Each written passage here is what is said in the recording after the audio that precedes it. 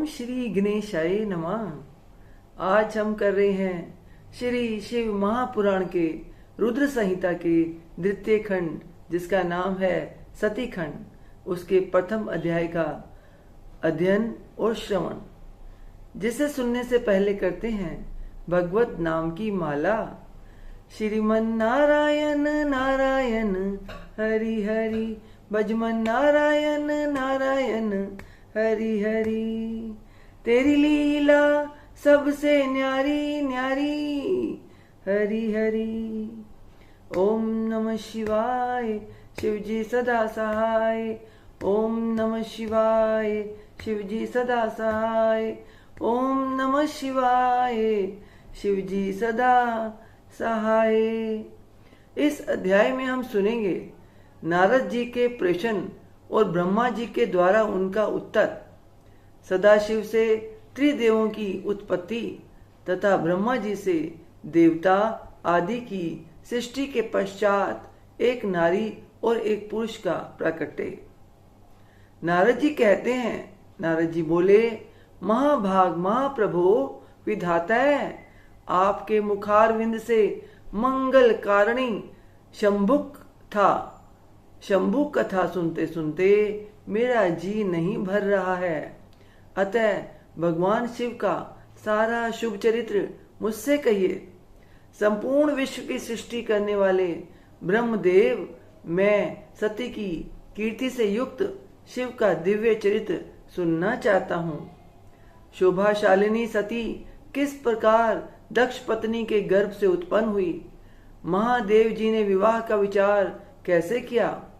पूर्व काल में दक्ष के प्रति रोष होने के कारण सती ने अपने शरीर का त्याग कैसे किया? चेतनाकाश को प्राप्त होकर वे फिर हिमालय की कन्या कैसे हुई? पार्वती ने किस प्रकार उग्र तपस्या की और कैसे उनका विवाह हुआ? कामदेव का नाश करने वाले भगवान शंकर के आधे शरीर में वे किस प्रकार स्थान पा सकी? महामते, इन सब बातों को आप विस्तार पूर्वक कहिए। आपके समान दूसरा कोई संशय का निवारण करने वाला ना है ना होगा। ब्रह्मा जी ने कहा, मुने, देवी सती और भगवान शिव का शुभ यश परम पावन दिव्य तथा गोपनीय से भी अत्यंत गोपनीय है। तुम वह सब मुझसे सुनो। पूर्व काल में भगवान शिव निर्गुण, निर्विकल्प, निराकार, शक्ति रहित, चिन्ह में तथा सत और असत से विलक्षण स्वरूप में प्रतिष्ठित थे। फिर वे ही प्रभु सगुण और शक्तिमान होकर विशिष्ट रूप धारण करके स्थित हुए। उनके साथ भगवती उमा विराजमान थी। विप्रवर वे भगवान शिव दिव्य आकृति से सुशोभित हो रहे थे। उनके मन में कोई विकार नहीं था। वे अपने परात्पर स्वरूप में प्रतिष्ठित थे। मुनिश्रेष्ठ, उनके बाएं अंग से भगवान विष्णु, दाएं अंग से मैं ब्रह्मा और मध्य अंग अर्थात हृदय से रुद्रदेव प्रकट हुए।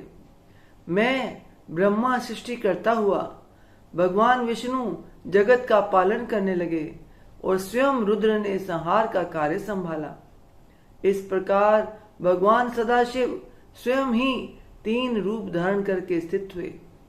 उन्हीं की आराधना करके मुझ लोक पिता में ब्रह्मा ने देवता, असुर और मनुष्य आदि संपूर्ण जीवों की सृष्टि की। दक्ष आदि प्रजापतियों और देव शिरोमणियों की सृष्टि करके मैं बहुत प्रसन्न हुआ तथा अपने को सबसे अधिक ऊंचा मानने लगा। मुने, जब मरीचि, अत्रि, पुलह, पुलस्त्य, अंगिरा, कृतु, वशिष्ठ, नारद, दक्ष और भृगु, इन महान प्रभावशाली मानस पुत्रों को मैंने उत्पन्न किया, तब मेरे हृदय से अत्यंत मनोहर रूप वाली एक सुंदरी नारी उत्पन्न हुई, जिसका नाम संध्या था। वह दिन में क्षीण हो जाती, परंतु सायंकाल में उसका रूप सौंदर्य खिल उठता था। वह मूर्ति मती साय संध्या ही थी। और निरंतर किसी मंत्र का जप करती रहती थी। सुंदर भौहों वाली वह नारी सौंदर्य की चरम सीमा को पहुंच चुकी थी और मुनियों के भी मन को मोहे लेती थी। इसी तरह मेरे मन से एक मनोहर पुरुष भी प्रकट हुआ जो अत्यंत अद्भुत था। उसके शरीर का मध्य भाग अर्थात कटी प्रदेश कमर वाला भाग पतला था। दांतों की पंक्तियां बड़ी सुंदर थी। उसके अंगों से मतवाले हाथी की सी गंध प्रकट होती थी। नेत्र प्रफुल्ल कमल के समान शोभा पाते थे। अंगों में केसर लगा था जिसकी सुगंध नासिका को तृप्त कर रही थी। उस पुरुष को देखकर दक्ष आदि मेरे सभी पुत्र अत्यंत उत्सुक हो उठे। उनके मन में विस्मय भर गया था। जगत की सृष्टि करने वाले मुझ जगदीश्वर ब्रह्मा की ओर देखकर उस पुरुष ने विनय से गर्दन झुका दी और मुझे प्रणाम करके कहा। वह पुरुष बोला, ब्रह्मन, मैं कौन सा कार्य करूंगा? मेरे योग्य जो काम हो उसमें मुझे लगाइए, क्योंकि विधाता आज आप ही सबसे अधिक माननीय और योग्य पुरुष हैं। यह लोक आपसे ही शोभित हो रहा है। ब्रह्मा जी ने कहा, भद्र पुरुष, तुम अपने इसी स्वरूप से तथा फूल के बने हुए 5 बाणों से स्त्रियों और पुरुषों को मोहित करते हुए सृष्टि के सनातन कार्य को चलाओ। इस चराचर त्रिभुवन में ये देवता आदि कोई भी जीव तुम्हारा तिरस्कार करने में समर्थ नहीं होंगे। तुम छिपे रूप से प्राणियों के हृदय में प्रवेश करके सदा स्वयं उनके सुख का हेतु बनकर सृष्टि का सनातन कार्य चालू रखो। समस्त प्राणियों का जो मन है वह तुम्हारे पुष्प में बाण का सदा अनायासी अद्भुत लक्ष्य बन जाएगा और तुम निरंतर उन्हें मदमत किए रहोगे। यह मैंने तुम्हारा कर्म बताया है जो सृष्टि का प्रवर्तक होगा। और तुम्हारे ठीक नाम क्या होंगे इस बात को मेरे ये पुत्र बताएंगे। सूरश्रेष्ठ ऐसा कहकर अपने पुत्रों के मुख की ओर दृष्टिपात करके मैं क्षण भर के लिए अपने कमल में आसन पर चुपचाप बैठ गया। इति श्री अध्याय 1 और 2। ओम तत्सत।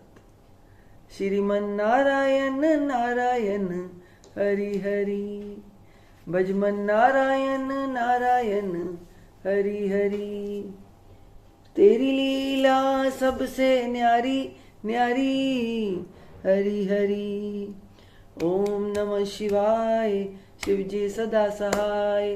ओम नमः शिवाय, शिवजी सदा सहाय। ओम नमः शिवाय, शिवजी सदा सहाय। ओम नमः शिवाय, शिवजी सदा सहाय। हे ईश्वर, आपकी बच्चे से आपकी पूजा अर्चना करने में, आपकी कथा उच्चारण करने में कोई गलती हो गई हो, किसी शब्द का उच्चारण गलत हो गया हो तो अपनी बच्ची समझकर क्षमा कीजिएगा। अपना आशीर्वाद भरा हाथ, अपनी कृपा दृष्टि हमेशा हम सब पे बनाए रखिए। बोल सांचे दरबार की जय। जयकारा शेरां वाली दा। बोल सांचे दरबार की जय। जयकारे वाले नू मिठिया मुरादा। बोल सांचे दरबार की जय। जय माता दी, जय माता दी, जय माता दी।